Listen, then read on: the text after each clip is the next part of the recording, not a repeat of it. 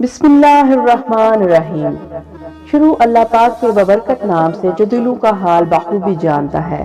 Listeners السلام علیکم، آپ سب کیسے ہیں؟ جو دوست اس چینل پر نئے آئے ہیں وہ برائے مہربانی چینل کو سبسکرائب کر کے بیل نوٹیفیکیشن آن کر دیں تاکہ نئی آنے والی ویڈیوز آپ کو سب سے پہلے مل جائیں۔ پیارے لسنرز، آج میں آپ کے لیے امبر ناگ ماریا سیریز کی دوسری کہانی فرعون کی تباہی کا دوسرا حصہ پیش خدمت کر رہی ہوں۔ لسنرز، چلے چلتے ہیں کہانی کی طرف۔ پیارے لسنرز، فرعون کی تباہی کے پہلے حصے میں آپ نے سنا کہ کیسے امبر افریقہ کی ایک ملک جا پہنچتا ہے۔ وہاں پہنچ کر اس کو پتہ چلتا ہے کہ وہ اپنے وقت سے 1000 سال آگے آ چکا ہے۔ وہاں ہنیبال بادشاہ مصر پر حملے کی تیاری کر رہا ہوتا ہے۔ وہاں کے ایک سردار امبر سے ملاقات کر کے امبر کو بادشاہ سے ملواتا ہے تاکہ وہ ان کے لیے جاسوسی کر سکے۔ اب کہانی آگے سنتے ہیں۔ رات کو سردار اپنے ساتھ امبر کو ایک قہوے خانے میں لے گیا۔ یہ قہوہ خانہ شہر اعلام کے مشرقی دروازے کے پہلو میں تھا۔ یہاں لوگ لکڑی کی چوکیوں کے ارد گرد بیٹھے قہوہ پیتے ہوئے باتیں کر رہے تھے۔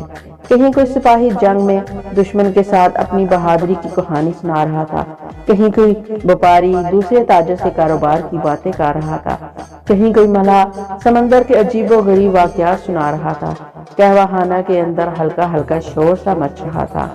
سردار کو اندر داخل ہوتے دیکھ کر قہوہ خانے کا مالک لپک کر آگے بڑھا اور اس نے جھک کر سلام کیا۔ اگر حضور پسند فرمائیں تو میں سیاہ انگوروں کی بیل کے نیچے تخت بچھا دوں؟ سردار نے کہا، ہاں، وہاں مناسب رہے گا، یہاں شور ہے، ہم کچھ باتیں کرنا چاہتے ہیں۔ جو حکم حضور۔ قہوہ خانے کے مالک نے اسی وقت قہوہ خانے کے عقب میں ایک سیاہ انگوروں کے باغ میں مشعل جلا کر سنگ سرخ کا تخت بچھا دیا اور اوپر خرطوم کا سفید خیز ڈال دیا۔ امبر اور سردار وہاں بیٹھ کے قہوہ آ گیا اور وہ قہوہ پیتے ہوئے باتیں کرنے لگے۔ امبر نے قہوے کی تعریف کی اور کہا کہ اعلام میں قہوہ بہت لذیذ ہوتا ہے۔ سردار نے اسے بتایا کہ جنوبی افریقہ اپنے لذیذ اور خالص قہوے کے لیے مشہور ہے۔ اس کے بعد وہ ہنیبال کے دربار کی باتیں کرنے لگے۔ امبر ہنیبال کی مردانہ وجاہت اور سپاہانہ شخصیت سے بہت متاثر ہوا تھا۔ سردار نے مناسب موقع دے کر بات شروع کرتے ہوئے امبر کو بتایا کہ ہنیبال چاہتا ہے کہ وہ مصر جا کر وہاں بعض ضروری معلومات حاصل کر کے لائے۔ ہنیبال مصر پر آخری اور فیصلہ کن حملہ کرنا چاہتا ہے، لیکن اس سے پہلے وہ مصری فوج اور منہنکوں کی تعداد کے بارے میں مکمل تفصیل چاہتا ہے۔ امبر کو معلوم تھا کہ سردار اس سے یہی بات کرے گا اور وہ مصر جا کر یہ معلومات فراہم کرنے کے لیے ذہنی طور پر راضی بھی تھا، کیونکہ مصر کے فرعون نے اس کی والدہ اور چچا کو قتل کر کے اس خاندان کی بنیاد ڈالی تھی جو آج وہاں حکمران تھا۔ امبر چاہتا تھا کہ اس خاندان کی اینٹ سے اینٹ بچا دی جائے تاکہ وہ اپنی والدہ کے قتل کا انتقام لے سکے۔ پھر بھی وہ سردار پر یہی ظاہر کرنا چاہتا تھا کہ وہ جاسوسی کرنے پر صرف اس کی خاطر راضی ہو رہا ہے۔ اس نے کہا، معزز سردار، جاسوسی اچھا کام نہیں، لیکن تمہاری خاطر یہ کام بھی کر لوں گا، لیکن میری ایک شرط ہے۔ میں تمہاری ہر شرط ماننے پر تیار ہوں۔ شرط یہ ہے کہ میری معلومات اگر درست ہوئی تو میں ہنیبال کے دربار میں ایک عہدہ طلب کرنے میں حق بجانب ہوں گا۔ میں وعدہ کرتا ہوں تمہیں دربار میں عہدہ دلواؤں گا تو پھر میرے مصر پہنچانے کے بندوبست کیا جائے۔ سردار بہت خوش ہوا کہ امبر نے بہت جلد اس کی بات مان لی ہے، وگرنہ اسے خیال تھا کہ امبر شاید مصری ہونے کی وجہ سے جاسوسی کرنے پر آمادہ نہ ہو، لیکن اسے کیا معلوم کہ امبر تو مصر کے شاہی خاندان سے اپنی والدہ کے قتل کا بدلہ لینا چاہتا تھا۔ سردار نے اسی روز امبر کے مصر کی طرف کوچ کرنے کا بندوبست کر دیا۔ امبر کے ساتھ اس کے 6 سواروں کا ایک دستہ تھا جن کا فرض یہ تھا کہ وہ امبر کو اپنی حفاظت میں مصر کی سرحد پر پہنچا کر واپس آ جائیں۔ منہ اندھیرے یہ چھوٹا سا قافلہ مصر کی جانب روانہ ہو گیا۔ اعلام شہر سے مصر کی سرحد 7 دن اور 7 رات کی مسافت پر تھی۔ دن کے وقت یہ لوگ سفر کرتے اور رات کو کوئی مناسب جگہ دیکھ کر پڑاؤ کر لیتے۔ چھٹے روز شام کے وقت یہ لوگ صحرا میں سفر کر رہے تھے کہ اچانک آسمان پر دھند سی چھا گئی، ہوا بند ہو گئی اور حبس سا ہو گیا۔ سپاہیوں نے فوراً ایک جگہ ریت میں خیمے لگا دیے۔ امبر نے سفر جاری رکھنے کے لیے کہا تو سپاہی نے کہا، سردار، بڑا زبردست آندھی کا طوفان آ رہا ہے، اگر ہم نے خیموں میں پناہ لی تو ہم ریت کے تودوں میں دب کر رہ جائیں گے۔ اور ایسا ہی ہوا۔ ابھی وہ بمشکل خیمے کے اندر گھس کر لیٹنے ہی پائے تھے کہ آندھی چلنا شروع ہو گئی۔ یہ آندھی اس قدر شدید تھی کہ خیمے کے اندر ہزاروں شیر دھاڑتے ہوئے محسوس ہو رہے تھے۔ ساری رات آندھی چلتی رہی۔ سپاہی خیموں کو ہاتھوں اور پاؤں سے تھامے رہے۔ ہر لمحے یہی فکر تھا کہ ابھی خیمہ اٹھ جائے گا۔ تھوڑی دیر کے بعد ہر سپاہی تیز آندھی میں باہر نکل کر خیمے کے اوپر پڑی ہوئی ریت صاف کر دیتے۔ اگر وہ ایسا نہ کرتے تو یقیناً ریت کے ٹیلے تلے دب کر رہ جاتے۔ رات کے پچھلے پہر طوفان تھم گیا، آسمان ایک دم صاف ہو گیا۔ انہوں نے خیمے سے باہر نکل کر دیکھا، صحرا کا نقشہ ہی بدلا ہوا تھا۔ جہاں پہلے ٹیلے تھے وہاں صحرا تھا، اور جہاں پہلے صحرا تھا وہاں اب ریت کے بڑے بڑے ٹیلے کھڑے ہو گئے تھے۔ انہوں نے خیمے اکھاڑ کر گھوڑوں پر رکھے اور ستاروں کی رہنمائی میں سفر شروع کر دیا۔ صبح کو سورج نکل آیا اور رات بھر کی شبنم میں بھیگی ٹھنڈی ریت ایک پہر دن گزارنے کے بعد انگاروں کی طرح گرم ہونا شروع ہو گئی، مگر انہوں نے پاؤں کے گرد چمڑا لپیٹ رکھا تھا اور سروں پر دھوپ سے بچنے کے لیے عمامے باندھ رکھے تھے۔ دوپہر کے وقت انہوں نے ایک نخلستان میں پڑاؤ کیا۔ یہ نخلستان صحرا کے بیچ میں جنت کا ٹکڑا معلوم ہو رہا تھا۔ کھجوروں کے جھنڈ کی ٹھنڈی چھاؤں میں چشمہ بہہ رہا تھا۔ اس چشمے کا پانی بے حد ٹھنڈا اور میٹھا تھا۔ انہوں نے خود بھی جی بھر کر پیا اور گھوڑوں کو بھی نہلا کر پانی پلایا۔ تیسرے پہر جب دھوپ ڈھلنے لگی تو وہ ایک بار پھر تازہ دم ہو کر اپنے سفر پر روانہ ہو گئے۔ ساری رات وہ صحرا میں ستاروں کی ہلکی ہلکی روشنی میں سفر کرتے رہے۔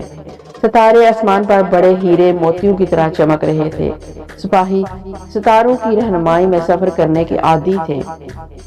چنانچہ جب رات ڈھل گئی اور آسمان پر صبح کی ہلکی ہلکی روشنی پھیلنے لگی تو انہیں دور ملک مصر کے اہرام دکھائی دیے۔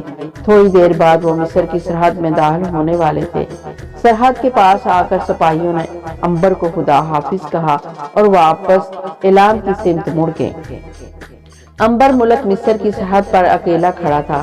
یہ وہ ملک تھا جس کی آب و ہوا میں وہ پل کر جوان ہوا تھا اور جس کے ایک فرعون نے اس کی والدہ کو زہر دے کر ہلاک کر دیا تھا۔ اس کا دل انتقام کی آگ میں جلنے لگا۔ اسے یوں محسوس ہوا کہ اگر اس نے فرعون کے خاندان سے انتقام نہ لیا تو اس کی ماں اور نیک دل چچا کی روح تڑپتی رہے گی۔ مصر کی سرحد میں وہ 1000 سال کے بعد داخل ہو رہا تھا۔ اس اثناء میں کتنے ہی فرعون مصر کے تخت پر بیٹھ کر مر کھپ گئے تھے۔ اس وقت مصر کے تخت پر ابو سمبل کا پڑپوتا بیٹھا تھا۔ وہ ایک کمزور اور عیاش پسند فرعون تھا۔ اپنے آرام کی خاطر وہ لوگوں کو بھیڑ بکریوں کی طرح قتل کروا دیتا تھا۔ ہر وقت ہر طرف خانہ جنگی کا سما تھا۔ مصر کی سلطنت دم توڑ رہی تھی۔ سرحدوں پر چاروں طرف سے چھوٹے چھوٹے ملک حملہ کرتے اور لوٹ مار کر بھاگ جاتے۔ ملک میں ہر طرف ایک افراتفری مچی ہوئی تھی۔ جس وقت امبر مصر کی سرحد میں داخل ہوا اسے چند ایک مصری فوجیوں نے روک لیا۔ کون ہو تم اور کہاں سے آ رہے ہو؟ امبر اس وقت ایک شہر پھر کر بیماروں کا علاج کرنے والے حکیم کے بیس میں تھا۔ اس نے کہا، میرا نام امبر حکیم ہے، میں فلسطین کے صوبے سے آ رہا ہوں، میں دکھی اور بیمار انسانوں کی تیمارداری کرتا ہوں۔ سپاہی نے کہا، تم ٹھیک وقت پر آئے ہو، ہمارا ایک سپاہی کل سے سخت بیمار ہے، اس کا علاج کرو، اگر تم نے اسے تندرست کر دیا تو تمہیں سرحد عبور کرنے کی اجازت مل جائے گی، وگرنہ تمہیں اسی جگہ قتل کر دیا جائے گا۔ امبر دل میں گھبرا گیا کہ یہ کس مصیبت میں پھنس گیا ہے، مگر اسے اپنی دعاؤں اور خدائے واحد پر بڑا بھروسہ تھا۔ اس نے کہا، مجھے مریض کے پاس لے چلو، آؤ میرے ساتھ۔ پہرے دار امبر کو ساتھ لے کر چوکی کی کوٹڑی میں داخل ہو گیا۔ کوٹڑی کے اندر ایک مصری سپاہی کھجور کی چٹائی پر پڑا تھا۔ وہ نیم بہوش تھا، بہار سے اس کا جسم پھک رہا تھا۔ امبر نے اس کی نبض دیکھی، پھر اس کی آنکھیں کھول کر دیکھا۔ اپنی صندوقچی سے جڑی بوٹیوں کے عرق نکال کر مٹی کے پیالے میں ڈالا اور بے ہوش سپاہی کے حلق میں انڈیل دیا۔ اس کے بعد اس نے ٹھنڈی ریت کا لیپ اس کے ماتھے پر کرنا شروع کر دیا۔ ریت گرم ہو جاتی، وہ اسے اتار کر اس کی جگہ تازہ ریت کا لیپ کر دیتا۔ چند لمحوں کے بعد مریض کا بخار ٹوٹ گیا اور اس نے آنکھیں کھول دی۔ سپاہی پہرے دار بہت خوش ہوا اور اس نے عنبر کو سرحد عبور کرنے کی اجازت دے دی۔ عنبر نے رب عظیم کا شکر ادا کیا کہ اس کی جان عذاب سے چھوٹی۔ مصر کی سرحد سے ایک کچا راستہ جو کہ پتھروں سے اٹا ہوا تھا، احرام کی طرف سے جاتا تھا۔ عنبر گھوڑے پر سوار اس رستے پر گزرتا ہوا احرام کے کھنڈروں کے پاس پہنچ گیا۔ اسے یاد آیا کہ آج سے 1000 برس پہلے جب وہ ان احرام میں آیا کرتا تھا تو ابھی ان کی بنیادیں کھودی جا رہی تھی، مگر 1000 برس گزر جانے کے بعد آج اس احرام کے پتھروں کے ٹکڑے بھی اڑ گئے تھے اور جگہ جگہ خشک جھاڑیاں اگ رہی تھی۔ وہ زمانے کی بے رحم تبدیلیوں پر غور کرتا ہوا آگے گزر گیا۔ سرحد عبور کرتے ہی اسے معلوم ہو گیا تھا کہ فرعون کو قتل کر کے فوج کے سپہ سالار مہارکا نے تخت پر قبضہ کر لیا ہے۔ گویا اس وقت مصر پر فوج کی حکومت تھی۔ رستے میں عنبر کو کئی ایک فوجی دستے ملے جو گشت کر رہے تھے۔ عنبر انہیں سلام کرتا ہوا آگے گزر جاتا۔ سب سے پہلی بستی جو اسے ملی وہ ایک چھوٹا سا قصبہ تھا۔ اس قصبے کے کچے مکانوں پر ویرانی برس رہی تھی۔ عنبر کو پیاس محسوس ہو رہی تھی۔ اس نے ایک مکان کا دروازہ کھٹکھٹایا۔ اندر سے کسی نے کوئی جواب نہ دیا۔ کئی بار دروازے پر ہاتھ مارنے کے بعد ایک بوڑھے آدمی نے دروازہ کھولا۔ وہ ڈرا ہوا تھا اور اس کی آنکھوں سے وحشت ٹپک رہی تھی۔ اس نے سہم کر پوچھا، کون ہو تم؟ اب ہمارے پاس کچھ نہیں رہا، جو کچھ تھا مہارکا کے سپاہی لوٹ کر لے گئے ہیں۔ عنبر نے بوڑھے کو تسلی دی اور کہا وہ صرف تھوڑا سا پانی پینا چاہتا ہے کیونکہ اس سے پیاس لگی ہے۔ بوڑھے نے ادھر ادھر دیکھا اور کہا اندر آ جاؤ۔ عنبر ڈیوڑی میں ایک چٹائی پر بیٹھ گیا۔ بوڑھے آدمی نے اسے اور اس کے گھوڑے کو پانی پلایا۔ اس نے بتایا کہ مہارکا نے فرعون کو قتل کر دیا ہے اور لوگوں پر بڑا ظلم ڈھا رہا ہے۔ اس کے سپاہی ہر طرف لوٹ مار کر رہے ہیں، لوگوں کو بے دریغ قتل کر رہے ہیں۔ عنبر نے پوچھا، کیا تمہیں معلوم ہے فوجیوں کی چھاونی کس جگہ ہے؟ میں پرسوں شہر گیا تھا، میں نے دیکھا تھا فوجیوں کی کوٹریاں شہر سے باہر دریائے نیل کے کنارے ابو سمبل کے احرام کے پاس بنی ہوئی تھی۔ عنبر نے پوچھا، بابا کیا مہارکا کے پاس بہت زیادہ فوج ہے؟ اگر زیادہ فوج نہ ہوتی تو وہ تخت پر کیسے قبضہ کرتا؟ اس نے بے پناہ فوج بھرتی کر رکھی ہے۔ کیا اس کی فوج میں سنگے باری کرنے والی منجنیقیں بھی ہیں؟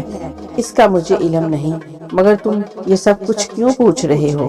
عنبر نے بات ٹالتے ہوئے کہا، میں صرف اپنی معلومات میں اضافہ کرنا چاہتا تھا۔ اس کے بعد عنبر نے بوڑھے مصری کا شکریہ ادا کیا اور گھوڑے پر سوار ہو کر آگے روانہ ہو گیا۔ بوڑھے مصری سے اسے یہ بھی معلوم ہو گیا تھا کہ مصر کے دارالسلطنت کا نام اب ممفس ہے۔ پرانا دارالحکومت تھبیس کھنڈر بن چکا ہے۔ نیا دارالحکومت وہاں سے ایک دن اور ایک رات کے سفر پر واقع ہے۔ عنبر ساری رات سفر کرتا رہا۔ دن چڑھا تو وہ ایک نخلستان کے قریب سے گزر رہا تھا۔ یہاں اس نے چشمے کا ٹھنڈا پانی پیا اور انگور توڑ کر کھائے۔ گھوڑے کو بھی گھاس چرنے کے لیے چھوڑ دیا۔ کچھ دیر آرام کرنے کے بعد وہ ممفس کی طرف چل پڑا۔ سورج غروب ہو رہا تھا کہ اسے مصر کے سب سے بڑے شہر اور دارالحکومت ممفس کی فیصل کے آثار نظر آئے۔ شہر کے دروازے پر اسے پہروداروں نے روک لیا۔ تم کون ہو، کہاں سے آئے ہو اور کہاں جانا ہے؟ یہاں بھی عنبر نے یہی کہا کہ وہ فلسطین کے ایک صوبے سے آیا ہے۔ وہ حکیم ہے، چل پھر کر بیماروں کا علاج کرتا ہے اور ممفس میں اپنے ایک حکیم دوست سے ملنے آیا ہے۔ اس نے پہرے داروں میں مشق اور نافع تقسیم کیا اور یوں اسے شہر میں داخل ہونے کی اجازت مل گئی۔ وہ مصر کے نئے دارالحکومت ممفس میں داخل ہو گیا۔ اس شہر کو آباد ہوئے 1000 سال گزر گئے تھے۔ 1000 سال برس پہلے عنبر کے زمانے میں اس شہر کا نام کہیں نام و نشان بھی نہیں تھا۔ یہ شہر دریائے نیل کے کنارے پر ہی آباد کیا گیا تھا، مگر یہ اوپر کی طرف تھا۔ یہاں سیلاب کا خطرہ نہیں تھا۔ عنبر رات ہونے سے پہلے ایک کارواں سرائے میں پہنچ گیا۔ یہاں پہلے ہی سے ایک قافلہ اترا ہوا تھا۔ اور ہر طرف بڑی چہل پہل تھی، مگر عنبر نے محسوس کیا کہ لوگوں کے چہروں پر ایک پریشانی اور وحشت سی ہے۔ کوئی بھی شخص اسے مطمئن نظر نہیں آ رہا تھا۔ نوکر کو کچھ سکے دے کر اس نے گھوڑے کے چارے پانی کا بندوبست کرنے کو کہا اور خود تھوڑا بہت کھا پی کر سرائے کے صحن میں لکڑی کی ایک چوکی پر بیٹھ کر قہوہ پینے لگا۔ سرائے کا مالک بھی اس کے پاس آ کر بیٹھ گیا اور کہنے لگا، میری بیوی کئی سال سے بیمار ہے، اگر تم اس کا علاج کر دو تو میں ساری عمر تمہارا غلام رہوں گا۔ میں اس کا علاج کروں گا، تمہاری بیوی ضرور اچھی ہو جائے گی۔ عنبر نے سرائے کے مالک کی بیوی کا علاج شروع کر دیا۔ ایک ہفتے کے اندر اندر بیمار عورت تندرست ہو گئی۔ سرائے کے مالک نے خوش ہو کر کہا، تم اس کے عوض مجھ سے جو مانگو تمہیں دوں گا۔ عنبر نے کہا، مجھے اور کچھ نہیں چاہیے، صرف اپنی سرائے کے کمرے میں کچھ عرصہ رہنے کی اجازت دے دو، میں اس کی عوض تمہیں پوری اجرت عطا کروں گا۔ سرائے کے مالک نے کہا، نہیں، تو وہاں بالکل مفت رہ سکتے ہو۔ عنبر نے کہا، نہیں، میں تمہارا حق تمہیں ضرور دوں گا۔ عنبر بہت خوش ہوا کہ اس کی رہائش کا مسئلہ بغیر کسی شور شرابے کے بڑی آسانی سے طے پا گیا تھا۔ اس نے بازار سے کچھ ضروری سامان خریدا اور سرائے کے کمرے میں ڈیرا لگا لیا۔ اب اس نے سب سے پہلا کام یہ کیا کہ پرانے دارالحکومت تھبیس کا پتہ دریافت کیا اور ایک روز اس کی جانب چل پڑا۔ تھبیس شہر اس کا وطن تھا، وہ اسی شہر میں پیدا ہوا تھا، یہی اس نے رجال کے گھر میں پرورش پائی تھی۔ اس جگہ وہ اپنے بے وفا دوست قہرمان کے ساتھ کھیلا کرتا تھا۔ یہی قہرمان نے فرعون بننے کے بعد اس کی والدہ ملکہ کو زہر دے کر ہلاک کیا تھا۔ اسی شہر کے باہر احرام میں اس کی ماں کی قبر تھی۔ عنبر ماں کی قبر پر دعا پڑھنا اپنا سب سے پہلا فرض سمجھتا تھا۔ پرانے شہر تھبیس کے کھنڈر نئے شہر مفیف سے کافی فاصلے پر تھے۔ اپنے وطن کے کھنڈروں میں پہنچ کر عنبر کی آنکھوں میں آنسو آ گئے۔ وہاں سوائے ویران کھنڈروں کے اور کچھ نہ تھا، نہ اس کا وہ گھر تھا جہاں وہ پلا بڑا تھا، نہ وہ آنگن تھا جہاں کھیل کود کر وہ جوان ہوا تھا۔ اس کے بے وفا دوست قہرمان کا گھر بھی تباہ و برباد ہو چکا تھا۔ اس کے باپ فرعون کا محل ریت اور پتھروں کے ڈھیر میں تبدیل ہو چکا تھا۔ کہیں کہیں ایک آدھ ستون کھڑا تھا جو بس گرنے ہی والا تھا۔ درویش اناطول کی جھونپڑی کے باقی رہنے کا تو سوال ہی پیدا نہیں ہوتا تھا۔ دریائے نیل بھی اپنی جگہ سے ہٹ کر کچھ پرے ہو گیا تھا۔ پرانے احرام کے پتھروں کے کنارے اڑ گئے تھے اور جگہ جگہ خشک جھاڑیاں اگی ہوئی تھی۔ عنبر کو اب یقین ہو گیا تھا کہ وہ 1000 سال بعد وہاں آیا ہے، حالانکہ 1 ماہ پہلے وہ اپنے شہر اور محل کو ہنستا بستا چھوڑ کر گیا تھا، مگر 1000 برس گزر گئے تھے۔ وہ بڑی مشکل سے تلاش کرتا ہوا پرانے احرام کے غار میں پہنچا۔ اس غار کا دروازہ بڑے سے پتھر سے بند کر رکھا تھا، اندر جانے کا کوئی رستہ نہیں تھا۔ عنبر کو یقین تھا کہ اس کی والدہ ملکہ کی قبر اسی غار کے اندر ہے۔ وہ اپنی ماں کی قبر پر دعا پڑھنا چاہتا تھا۔ احرام کے غار میں جانے کا کوئی رستہ نہیں تھا۔ عنبر اپنی والدہ ملکہ کی قبر پر دعا پڑھنے بغیر واپس نہیں جانا چاہتا تھا۔ وہ 1000 برس کے بعد اپنی والدہ کی قبر پر دعا پڑھنے آیا تھا۔ اس نے احرام اور اس کے غار کو بھی پہچان لیا تھا۔ اسے اس غار میں سے اپنی ماں، پیاری ماں کی ممتا کی خوشبو آ رہی تھی، مگر سوال یہ تھا کہ وہ اندر کیسے جائے۔ غار کے آگے جو پتھر تھا وہ 1000 برس گزر جانے کے بعد احرام کا حصہ بن گیا تھا۔ عنبر نے ادھر ادھر سے راستہ تلاش کرنے کی کوشش کی، مگر وہ کامیاب نہ ہو سکا۔ اچانک اسے غار کے پتھر کے کونے میں ایک سوراخ سا نظر آیا۔ اس نے ہاتھ اندر ڈال کر محسوس کیا اندر سے مٹی بھربھری ہے۔ اب وہاں سے مٹی ہٹانے لگا۔ کافی دیر تک مٹی ہٹانے کے بعد اس نے غار میں اتنا سوراخ کر لیا کہ وہ رینگ کر غار کے اندر داخل ہو سکے۔ اسے یہ بھی خیال تھا کہ 1000 سال گزر جانے کے بعد اندر جانے کیسے کیڑے مکوڑے پیدا ہو گئے ہوں گے۔ اس نے پتھر رگڑ کر مشعل جلائی اور خدائے واحد کا نام لے کر رینگتا ہوا غار کے اندر داخل ہو گیا۔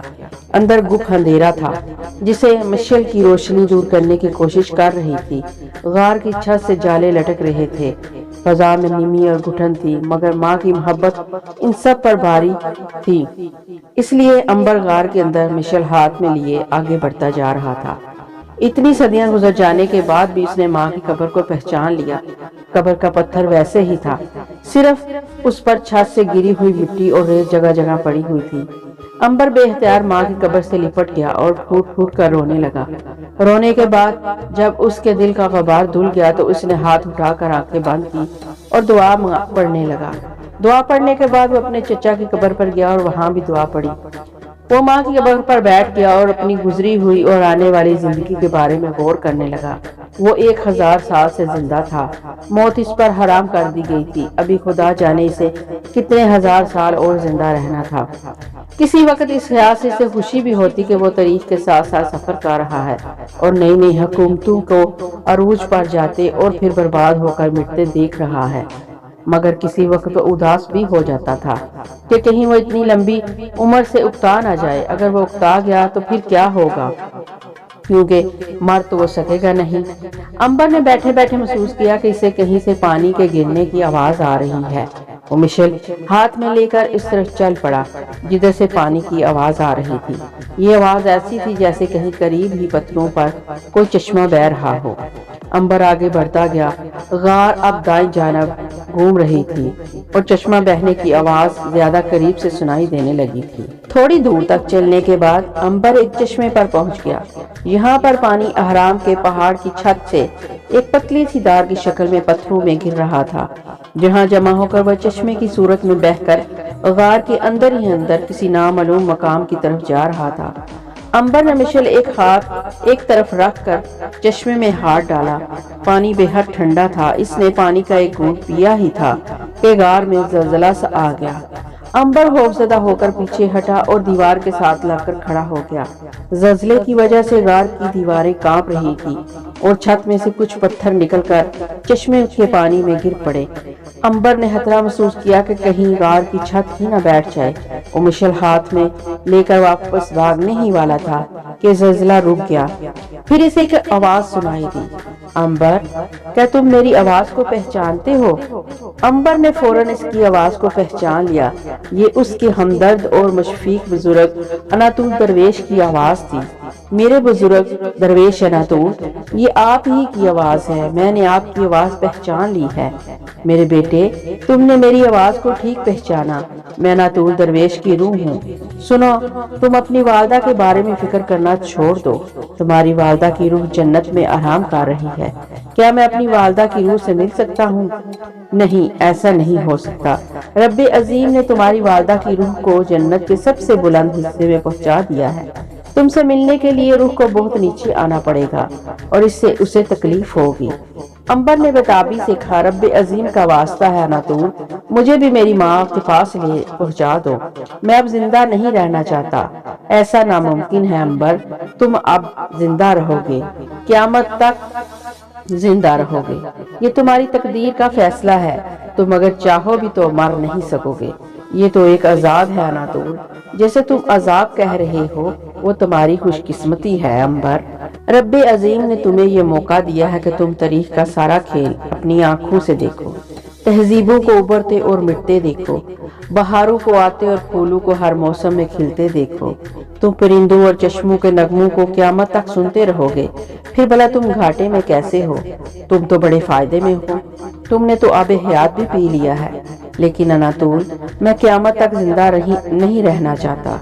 अब कुछ नहीं हो सकता अंबर, तुम्हारी तकदीर लिखी जा चुकी है। अनातुल, क्या तुम मुझे ये नहीं बता सकते कि महारका ने कितनी फौज बना रखी है और इसके पास कितना असला है? अंबर बेटे, ये दुनिया वालों की चीजें हैं और दुनिया वाले ही इसे जानते हैं। हमको इन मामलात में दखल देने की इजाजत नहीं है। मैं जानता हूँ तुम्हें हनीबाल ने इसीलिए यहाँ भेजा है। बस तुम अपना काम खुद ही करोगे। मैं इस सिलसिले में तुम्हारी कोई मदद नहीं कर सकता। अच्छा, अलविदा अनातुल, अनातुल, अलविदा, अलविदा, अलविदा। अंबर बुजुर्ग दरवेश अनातुल की रूह को पुकारता ही रह गया और उसकी रूह की आवाज उसे अलविदा कहती दूर होते होते गायब हो गई। अब गार में सिवाय चश्मे के बहने की आवाज के और कोई आवाज नहीं थी। अंबर के लिए अब वहां खड़े रहना बेकार था। उसने मिशेल उठाई और वापस चल पड़ा। माँ की कब्र के पास से गुजरते हुए उसने एक बार फिर दुआ पड़ी और इसकी आंखों में आंसू आ गए। फिर वो मिशेल को बुझाकर गार में से बाहर निकल आया। غار کے اندر اندھیرا تھا، مگر باہر تبیز کے ویران کھنڈوں پر سورج چمک رہا تھا اور صحرا کی ریت گرم ہو رہی تھی۔ امبر کا گھوڑا کھجوروں کے نیچے گھاس چر رہا تھا۔ وہ گھوڑے پر سوار ہو کر واپس کاروان سرائے کی طرف روانہ ہو گیا۔ کاروان سرائے میں واپس پہنچ کر وہ سوچنے لگا کہ مصر کی فوج کے بارے میں مکمل معلومات کہاں سے مہیا کرے۔ یہ کام کافی مشکل تھا۔ اس نے کسی سے اس کا ذکر نہ کیا۔ سرائے کے مالک کو اس نے یہی بتایا تھا کہ وہ ممیفس میں بیماروں کا علاج کر کے اپنی روزی کمانے آیا ہے۔ چنانچہ سرائے میں ہی مریضوں نے اس کے پاس آنا شروع کر دیا۔ تھوڑے ہی دنوں میں اس کی شہرت سارے شہر میں پھیل گئی۔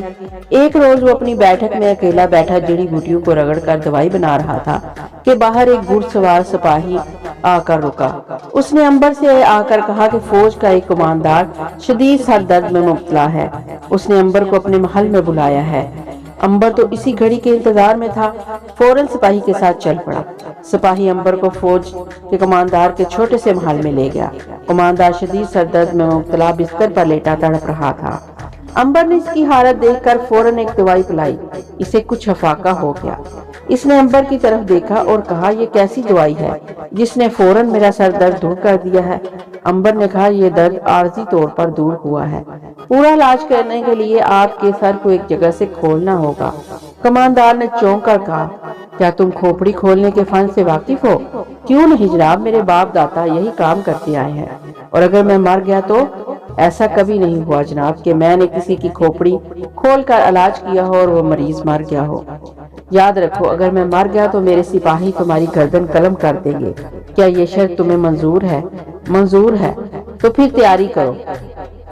امبر نے کھوپڑی کھولنے کے لیے تیاریاں شروع کر دی۔ اوزار نکال کر گرم پانی میں ڈال دیے، کماندار کا سارا سر مونڈ ڈالا، پھر اسے ایک دوائی پلا کر بے ہوش کر دیا۔ جب وہ پوری طرح بے ہوش ہو گیا تو امبر نے رب عظیم کا نام لے کر تیز دار چاقو سے کماندار کی کھوپڑی کے ایک طرف سے چورش نشان لگایا اور گہرا شگاف ڈال کر وہاں سے کھوپڑی میں سوراخ کر دیا۔ اس کے بعد اس نے باریک تار انڈر ڈال کر مغز میں ایک طرف جمع شدہ غدود کے ٹکڑے کو باہر نکال دیا۔ اب اس نے جلدی سے کھوپڑی کا ٹکڑا اسی جگہ جما کر وہاں سونے کے تاروں سے ٹانکے لگا کر کھال اس کے اوپر موڑ دی۔ کھال کے زخم پر دوائی لگا کر اس نے سر پر پٹی باندھ کر اسے بستر پر لٹا دیا اور سب کو ہدایت کر دی کہ ہوش پر آنے پر انہیں سر ہلانے کی اجازت نہ دی جائے۔ اس دوران میں امبر کماندار کی بیوی کے پاس جا کر اسے حوصلہ دینے لگا۔ اس کی بیوی بڑے پریشان تھی۔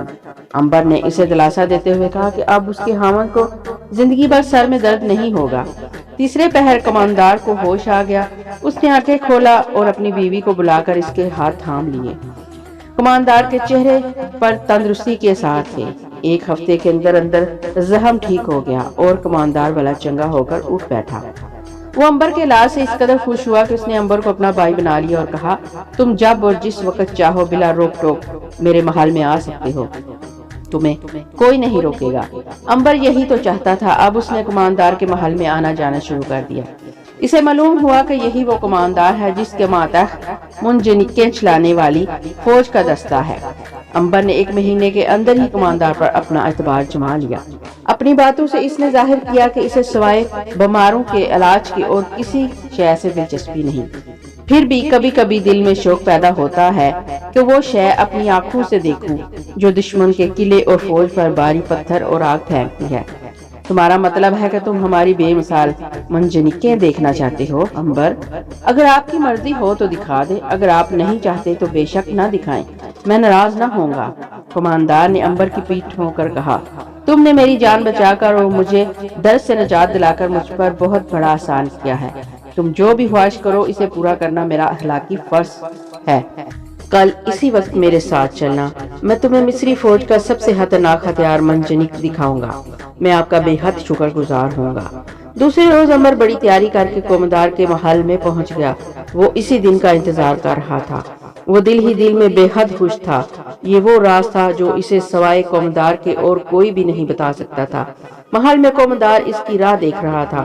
وہ امبر کو اپنے ساتھ شاندار فوجی رتھ میں بٹھا کر اہرام مصر کے علاقے کی طرف روانہ ہو گیا۔ احرام کے عقب میں ایک بہت بڑے پہاڑ کو کھود کر اس کے اندر ایک بہت بے حد لمبا چوڑا کمرہ بنایا گیا تھا۔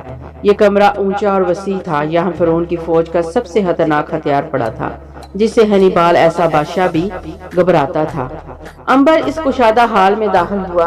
کماندار نے ہاتھ کے اشارے سے کہا، دیکھو یہ ہے ہماری فوج کی طاقت ور منجنیکے، جو بڑے سے بڑے دشمن کی فوج کو تہس نہس کر سکتی ہیں۔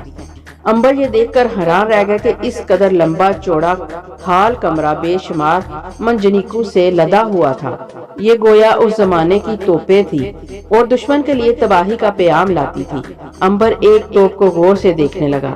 مجھے بڑی خوشی ہوئی کہ آپ ایسے بہادر جرنیلوں نے مصر کی فوج کو ایسے خطرناک ہتھیار سے لیس کر رکھا ہے۔ رب عظیم کی قسم، دشمن ہماری طرف آنکھ اٹھا کر بھی نہیں دیکھ سکتا۔ کماندار نے کہکا لگا کر کہا، ہم دشمن کی اینٹ سے اینٹ بجا سکتے ہیں۔ بے شک بے شک۔ امبر نے مصر آنے کا مقصد حاصل کر لیا تھا۔ اب وہ اس سلطنت سے انتقام لے سکتا تھا جس کے بادشاہ نے اس کے خاندان کو برباد کر دیا تھا۔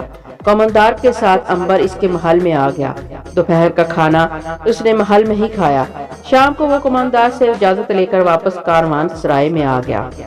اب وہ جلد سے جلد وہاں سے نکل جانا چاہتا تھا، مگر وہ یہ بھی نہیں چاہتا تھا کہ کسی کو اس پر شک ہو جائے۔ اس نے یہ مشورہ کر دیا کہ وہ جڑی بوٹی کی تلاش میں بابل کے جنگلوں میں جانا چاہتا ہے۔ کسی کو بلا امبر کی اس خواہش پر کیا شبہ ہو سکتا تھا؟ وہ حکیم تھا اور اسے ہمیشہ جڑی بوٹیوں کی تلاش رہتی تھی۔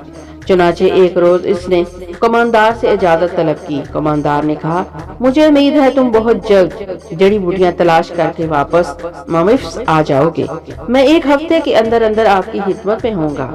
تمہارا آنا اس لیے بھی ضروری ہے کہ میں بادشاہ سے کہہ کر تمہیں شاہی طبیب کے عہدے پر فائز کرانا چاہتا ہوں۔ یہ آپ کی ذرا نوازی ہوگی جناب، وگرنہ میں کس لائق ہوں؟ نہیں امبر، تم اپنے وقت کے ایک ماہر طبیب ہو۔ شاہی دربار کی کرسی تمہارا حق ہے اور میں یہ حق تمہیں ضرور دلوا کر رہوں گا۔ اگر آپ کی یہی خواہش ہے تو مجھے کیا اعتراض ہو سکتا ہے بھلا؟ میں ہر خدمت کے لیے حاضر ہوں۔